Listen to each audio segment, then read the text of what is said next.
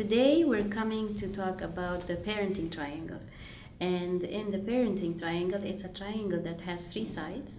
One side is deals with caregiving, where we take care of the baby since he was born until the age of 7 years, where we pay attention to what this child is eating, what he is drinking, his sleep patterns. Is he playing? Is he healthy? Is he ill? Is he well dressed? Hot, cold, warm.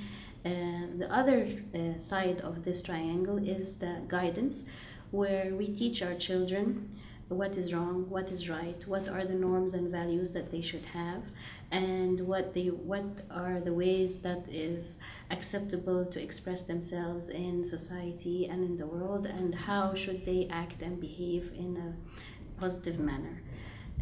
The third side, which I would always like to recommend as the love and attention side, it's got to do with how we care about our children, how we listen to them, how we give them love and express our love to them, how we listen to their emotions, how we listen to the difficulties and challenges they're having in their lives. If one of these sides gets dropped by any chance because of difficulties and challenges in life, it certainly affects the child in one way or the other. Usually, a long time ago, when it was our parents' era or our grandparents' era, the mother would be actually taking care of the caregiving side and the love and attention side. And she used to share the guidance with the parent as a father or the grandparents or the teacher or the coach or someone who is a figure or a mentor in this child's world or life. But now, with so much responsibilities and so much challenges happening in our lives, the whole triangle has befallen upon the mother's shoulders, and it is such a very, very big responsibility and very big burden. And so in this case, what happens is, usually as a coping system, the mother would actually drop one of the sides. And usually the side that gets most commonly dropped is the love and attention side. And that's a mistake that she does on her behalf, thinking that if she takes care of the guidance and the caregiving, then at least she's held the best case scenario. She's done the best she can.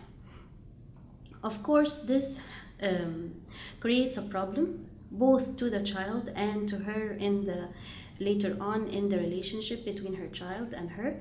And we're gonna talk about how this causes a challenge in the child's life because of not having the love and attention and care that he should have gotten while he was young. This person grows up to become a people pleaser. And what we mean by people pleaser here is that he's gonna try and do anything for attention. So whoever gives him the attention, the praise, the encouragement, he's gonna be complying to this person in whatever way. And this causes a way of emotional abuse and bad treatment to our children. Later on, when they are grown-ups, they become bullied, they go into toxic relationships, they go into relationships that are not for their own good, are not for their best outcome. And so it's usually because this child is trying to please and trying to get the attention he requires through pleasing. The other side is the mother's side, where she loses the connection, she loses the essence of the core of this relationship, where this child grows up to be, in the end, someone who is taking care of her in old age, but he's doing it from a religious point of view. He's doing it as a way of taking care of his parents, but he's not doing it actually out of love and care and genuine feelings coming out from his heart. And that really hurts the parents later on when they are older in life, and they can feel it. They can feel that this child is not actually doing it out of love. Another thing that became a common phenomena in our lives is that the mother has taken also on the role of a teacher, where she started teaching and she started doing homeworks and studying with her child in order to increase and to further on his chances in life and in his studies. Of course, this is not something that's we're going to comment on as good or bad. It's something that the mother has to do in order to further her son or daughter. But please don't forget the loving and attention side of the triangle. If you are going to be a teacher in your home, then at least double the amount of care and attention and love that the child is getting from you. And with this, I would like to conclude our episode today by a small story. And this story is actually a personal experience that I had with one of my children. He was around 7 years old, and I was calling him to talk to him about something. And when I called him, he came stumping down the stairs, with his hands in his sides, and he says, "What do you want? Are you calling me to yell at me because I did something wrong? Or are you calling me because we're gonna both have a very hard time studying together?"